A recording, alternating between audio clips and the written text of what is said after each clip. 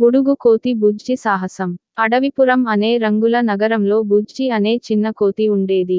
బుజ్జి చాలా చిలిపి, చాలా తెలివైనది, కానీ కొంచెం అల్లరి ఎక్కువ. ఎప్పుడూ ఎక్కడో ఒక చోట గందరగోళం చేస్తూ, చివరికి అందరినీ నవ్వించేలా చేసేది. బుజ్జికి ఎర్ర టోపీ, పసుపు షార్ట్ వేసుకోవడం చాలా ఇష్టం. అది కనిపిస్తే చాలు, పిల్లలందరూ బుజ్జి వచ్చేసింది అంటూ కేకలు వేయేవారు. ఒక రోజు అడవిపురంలో పెద్ద పండుగ జరగబోతుంది. ఆ రోజు అన్ని జంతువులు కలిసి సూపర్ ఫన్ ఫెస్టివల్ నిర్వహించాలి. ఆటలు, పాటలు, నృత్యాలు, రుచికరమైన పండ్లు అన్నీ సిద్ధం. కానీ పండుగకు ముఖ్యమైన మ్యాజిక్ మైక్ ఒక్కసారిగా కనిపించకుండా పోయింది. ఆ మైక్ లేకపోతే పండుగే రద్దు.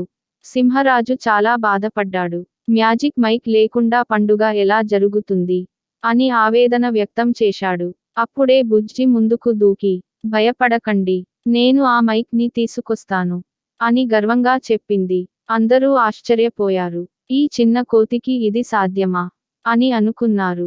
కానీ బుజ్జి తన బెస్ట్ ఫ్రెండ్ అయిన గిల్లి గిట్టుని వెంట తీసుకుని బయలుదేరింది. వాళ్ళు అడవిలోని డార్క్ గుహ దగ్గరకు చేరుకున్నారు.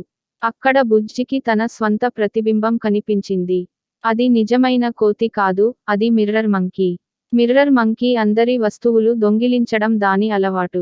నా మైక్ తిరిగి ఇవ్వు అని బుజ్జి గట్టిగా అంది. మిర్రర్ మంకీ నవ్వుతూ, ముందు నన్ను ఓడించు అని చెప్పింది. అప్పుడే బుజ్జికి ఒక ఐడియా వచ్చింది.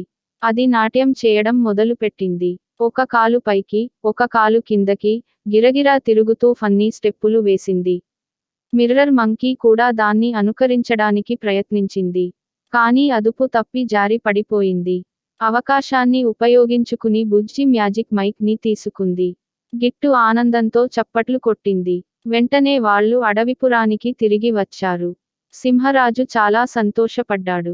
బుజ్జి, నువ్వు నిజంగా మా హీరో అని అన్నాడు. పండుగ ఘనంగా ప్రారంభమైంది. బుజ్జి మైక్ పట్టుకుని పాట పాడింది. పిల్లలు నాట్యం చేశారు. జంతువులన్నీ నవ్వులతో నిండిపోయాయి. బుజ్జి అల్లరి కోతి నుంచి అడవిపురం కార్టూన్ స్టార్గా మారిపోయింది. ఆ రోజు బుజ్జి ఒక విషయం నేర్చుకుంది. ధైర్యం, తెలివి ఉంటే చిన్నవాళ్ళు పెద్ద సాహసాలు చేయగలరు. అప్పటి నుంచి అడవిపురంలో ఎక్కడ సమస్య వచ్చినా అందరూ ఒకటే మాట అనేవారు. బుజ్జిని పిలవండి. కోతి చిన్న చిన్న మెరుపులు